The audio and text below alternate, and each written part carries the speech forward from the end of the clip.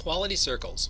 So we were talking about employees on teams, in circles, talking about quality, things that affect on-time shipping, productivity issues, and the actual functioning of the product or service, right? So those are quality circles. And so they might make a list of opportunities for improvement or issues or however you want to phrase it, right? And they're going to list these things. Well, some are probably more important than to the company than others. So it helps to have a member of management to help them sort that out. So let's put a priority on. All right. So let's sort through them, get the ones up at the top that are causing the most issues. Now, of those, some of those are going to be in the area of the quality circle to address. It's in their work area. They have some control of them. Others might be big picture things, right? So we can't do this, we can't address this issue because it's a sales issue and we're the people in shipping and we have no input to the sales organization. We can try, but it's probably not going to work.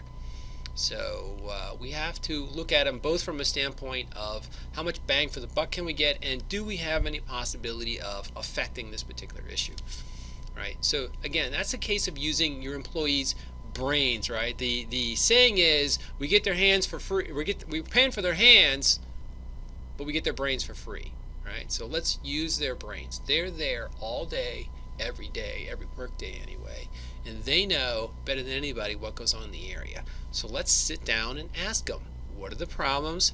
What might we do to correct some of these problems? And you're never going to fix all the problems, but fixing some of them makes you a better, stronger team. Right, and then my advice is, I saw the Japanese do this. They worked for Sony making video cameras and such. And Americans like the big solution to the big problem, right? And the Japanese, they like 1,000 little solutions to 1,000 little problems, right?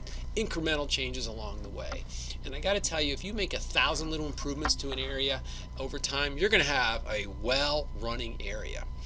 Right, so there's things to be said for the slow and steady wins the race, and making lots of small improvements and keep going at it and all that, right? And I would like to just make sure you understand the obvious, that these are not during lunch, during the employees' time. The employees get this as paid time. They do this during their work shift, right? So you're not abusing them in any fashion while you put them on these teams, right? You either pay them to stay after work and do it after their shift, or they do it during their shift, during their normal work hours. Another way to get more employee involvement is decentralized decision making and increased delegation. So basically, you make them more the decision makers. Now, they might not get to decide the capital budget, and if you build a new factory or open up a new building or a new, division in Hong Kong or not, that's probably not appropriate, right? But they get to have input on what goes on in their area. The caveat here is, be sure they have the information and training they need before they start making decisions. I used to use this case study where this guy ran a factory and he decided he was going to decentralize all the decision making, and one day he said, okay, starting today, all the hourly people get to make the production decisions on which of our many parts that we make, how do we schedule the factory, where do we get our materials from, and so forth, right?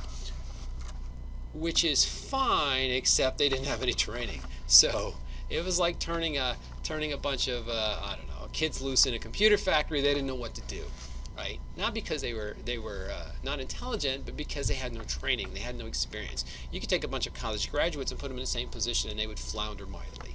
Right, which is exactly what happened. So we learned real quickly, oops, I made a big mistake. Here, let me jump in here and help straighten this mess out.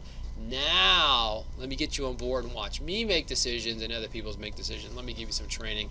And after many, many, many months of training, he gave him some of the decision-making responsibility, and things went fine, right?